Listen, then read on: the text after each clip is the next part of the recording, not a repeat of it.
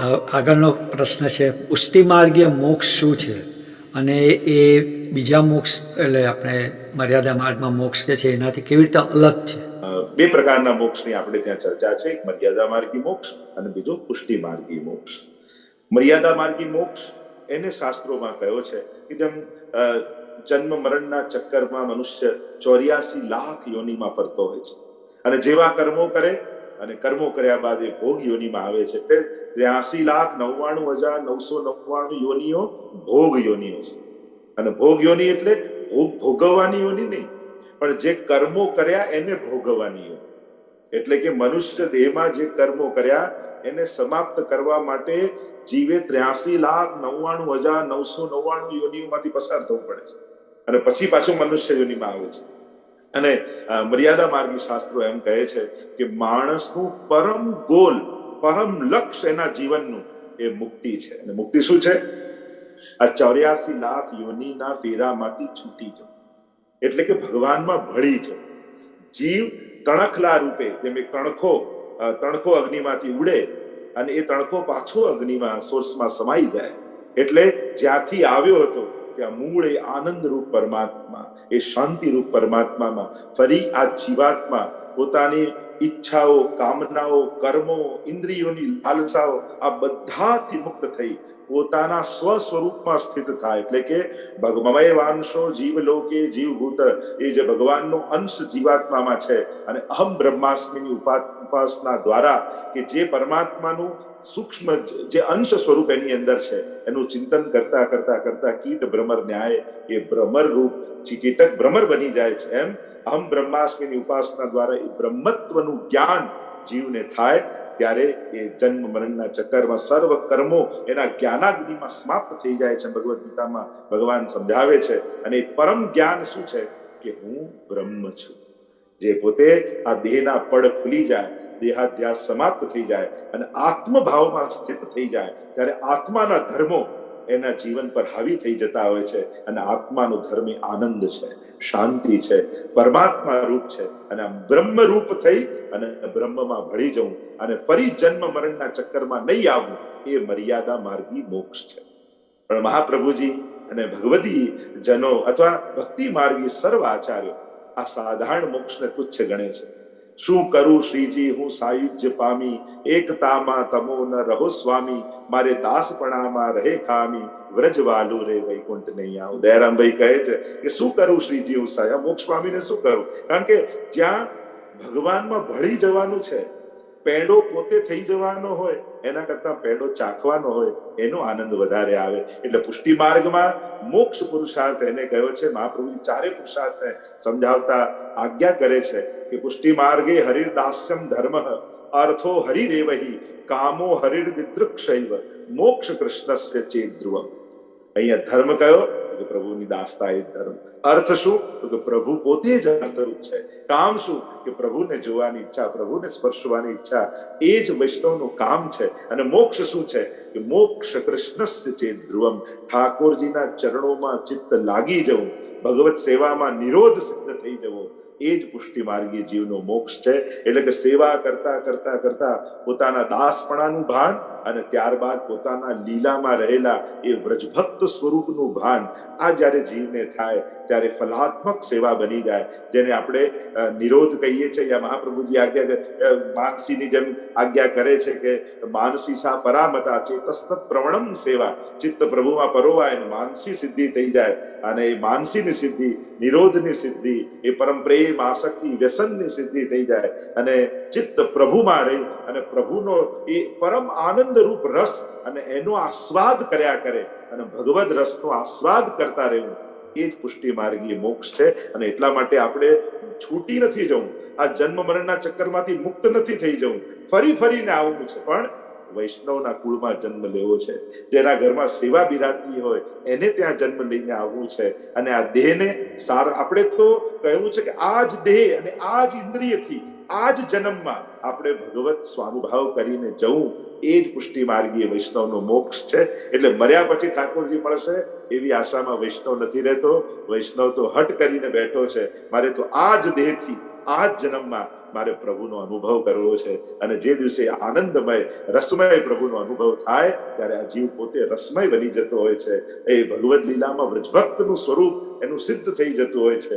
અને એ લીલાના સ્વરૂપની જાગૃતિ થઈ જાય ત્યારે એ સાધારણ મોક્ષ કરતા પણ આ ભગવદ રસનો અનુભવ કરવો એને વિશેષ મોક્ષ પુષ્ટિ માર્ગીએ કહ્યો છે. અને એટલા માટે આપણે ત્યાં આ બે ભેદ છે. એક મુક્ત થવાની વાત છે અને પ્રભુ સાથે યુક્ત થવાની વાત છે. પ્રભુ સાથે જોડાઈ જવાની વાત છે. પ્રભુના થઈ જવાની વાત છે. પોતાના પ્રભુને સર્વસ્વ માનીને જીવવાની વાત છે. પછી તો દરેક કર્મો દરેક ઈચ્છાઓ ના કેન્દ્રમાં કેવલ ને કેવલ ઠાકોરજી હોય. એટલે જીતા જીવંત મુક્ત બનીને મરીને ભગવાન નહીં, જીવતા જીવંત ભગવાન મેળવવાની, ભગવાન માટે જીવવાની વાત એ જ પુષ્ટિ માર્ગીય મોક્ષ છે. તો પ્રભુના ચરણોમાં પ્રભુમાં ચિત્ત રહેવું એ જ ભક્તનો મોક્ષ. તો આ બંને બહુ બેઝિક મેં બતાવ્યા. બાકી ઘણી બધી ચર્ચામાં આપણે કરી શકીએ, પણ આ બેઝિક ફરક છે મર્યાદા માર્ગી મુક્તિ અને પુષ્ટિ માર્ગી મુક્તિમાં. આગળના ક્વેશ્ચનમાં જે શ્રી વૈષ્ણવ પૂછે છે કે આપણે ઈંડા કેમ ખાઈ શકતા નથી, તો એ આપ કરી સમજાવો. આ તો બહુ લગભગ હિન્દુ સમાજ માટેનો પ્રશ્ન, કેવળ વૈષ્ણવ માટે ન કહી શકાય, કે જે ધર્મ માર્ગમાં ચાલવા માંગે છે. આપણે ત્યાં ભાગવતજીમાં પણ આવે છે કે જ્યારે કલિયુગ આવ્યો રાજા પાસે, પરીક્ષિત મહારાજ પાસે, અને ત્યારે કલિયુગે હિંસામાં પણ કલિયુગને સ્થાન આપવામાં આવ્યું છે. જો માણસ અને એમાં પણ વૈષ્ણવ થયા પછી કોઈ પણ પ્રકારની જીવ હિંસા, એ પણ કેવલ પોતાના જીભના સ્વાદ માટે, તો આવો તો ક્યારેય વૈષ્ણવ હોઈ ન શકે. કદાચ કોઈ વ્યસન કરે તો ચલાવી લેવાય, પણ પોતાની જીભની લાલસા માટે કોઈની હત્યા કરે, કોઈનો વધ કરે, એ વૃત્તિ તો એક ભક્ત તરીકે બિલકુલ સ્વીકાર્ય નથી. અને એટલા માટે ઈંડામાં પણ જીવ હિંસા થાય છે. અને હિંસા થવાને કારણે આપણે ત્યાં કોઈ પણ એવા નિષિદ્ધ પદાર્થોનું સ્વીકૃતિ કરાતી નથી. એટલે કોઈ પણ વૈષ્ણવ હોય એને કોઈ પણ પ્રોડક્ટ ખરીદતા પહેલા પણ આપણે એક ખાસ ધ્યાન રાખજો. એ પણ યુએસએ, યુકે આદિ વિદેશમાં રહેતા હોઈએ ત્યારે ઘણી બધી પ્રોડક્ટોમાં બધું ભળેલું હોય છે.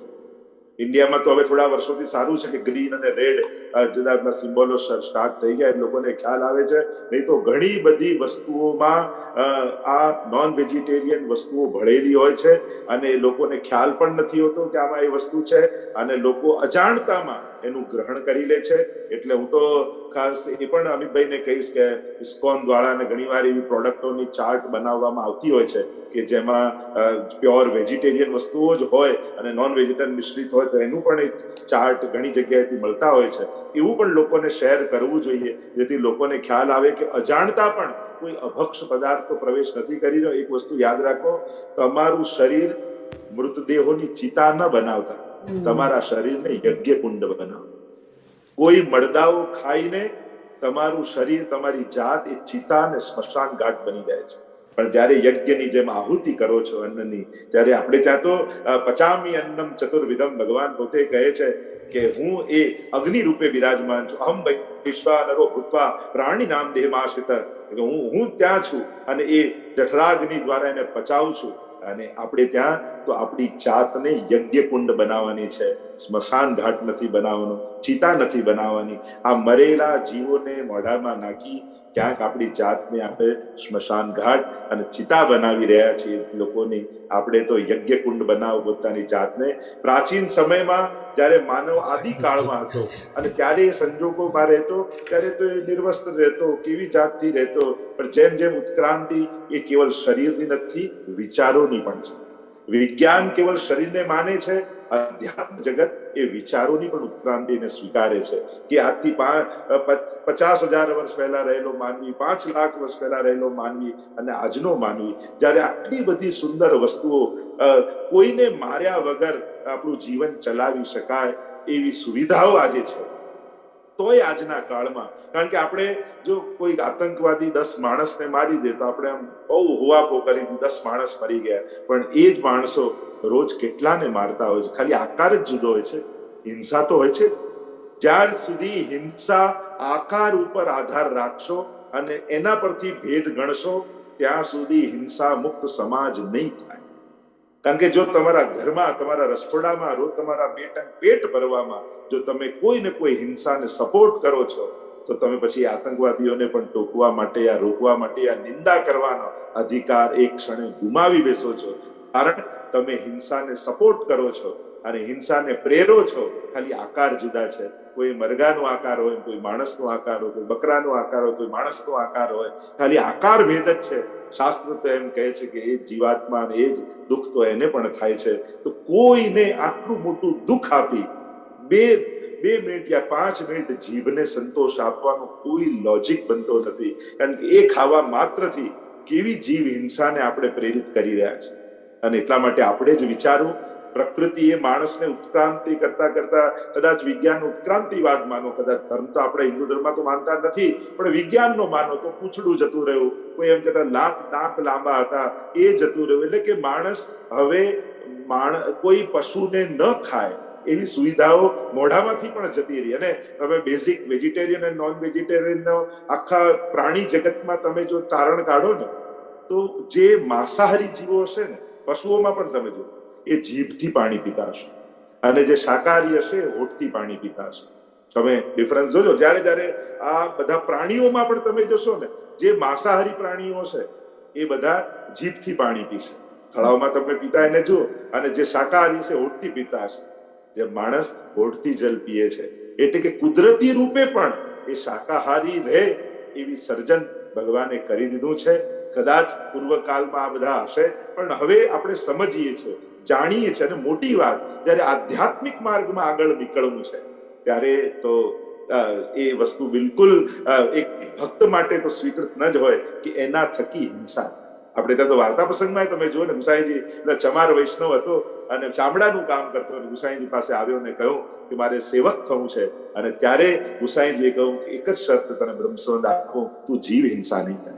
અને પેલા વચન આપ્યું છે કે આજ પછી ક્યારેય જીવ હિંસા નહીં કરવું. તો જ્યારે આપણા ગુરુજનો આવા સંકલ્પ સાથે રહેતા હોય અને આવી પ્રેરણા આપણને આપતા હોય, અને આજનો સમાજ કે જ્યારે લોકો વધારે વિગન તરફ જઈ રહ્યા છે, એમને એમ લાગે કે આમાં પણ, એટલે કે જીવ હિંસા શાકાહારથી પણ આગળ જઈ રહ્યા છે, કે એમાં પણ ક્યાંક કોઈને કંઈક તકલીફ પડતી હોય તો આપણે એ રીતે નહીં જીવવું. તો પછી આપણે લોકો એક વૈષ્ણવ થઈ, વૈષ્ણવ પરિવારમાં જન્મ લઈ અને આવો વિચાર ખાવાનો આવવો એ પણ એક અપરાધ છે.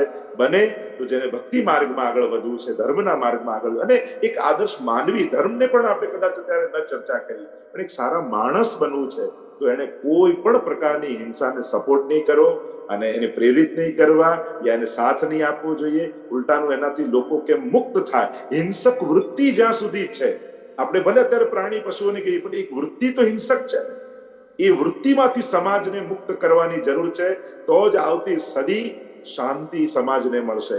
આ દુનિયાને શાંત કરવા માટે, લોકોના જીવનમાં શાંતિ લાવવા માટે આ હિંસક વૃત્તિમાંથી લોકોને મુક્ત કરવાની જરૂર છે. કારણ કે હિંસા એક કેવલ કોઈ ક્રિયા નથી, એ માણસની વૃત્તિ હોય છે હિંસક. અને એ હિંસક વૃત્તિમાંથી માણસ મુક્ત નહીં થાય તો દુનિયામાં પણ શાંતિ નહીં આવે. જો તમે ઈચ્છો છો કે આ દુનિયામાં યુદ્ધો ન થાય, લોકો એના માટે સરઘસ કાઢે છે, પણ એનું મૂળ બીજ ક્યાં છે? દરેક માણસની અંદર રહેલી હિંસાની વૃત્તિ, ત્યાંથી આ વૃત્તિ પેદા થાય. એ મોટા યુદ્ધો માણસની ભીતર રહેલી હિંસક વૃત્તિમાંથી પેદા થાય. તો કામ કરવું હોય તો ફ્લેગ લઈને બોર્ડર પર જવાની જરૂર નથી. દરેક માણસની અંદર રહેલી એ વૃત્તિને સમાપ્ત કરો.